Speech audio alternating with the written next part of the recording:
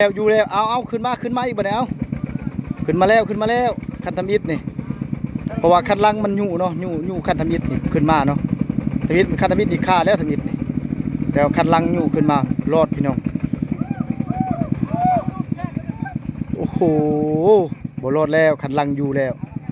เฮ็ดได้บัดนี้ได้แก้แล้วแก้เอาบัดนี้เนาะพี่น้อง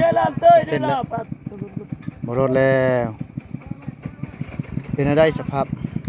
เอาเตยแกเอาเตยแก้รถบ่รอดแล้วนี่คันบ่แก้นี่บ่ได้โอ้โหคันทำอิฐนี่รอดคันที่2นี่อยู่พี่น้องปาติโทโอ้โหหนักหน่วงดีเบิ่งสภาพเส้นทางมันเลิกเนาะสาเหตุที่มันบ่ได้มันคุ้งมันคุ้งมันเลยไปบ่ได้พี่น้องเนาะถ้ามันบ่เลิกนี่ได้อยู่นี่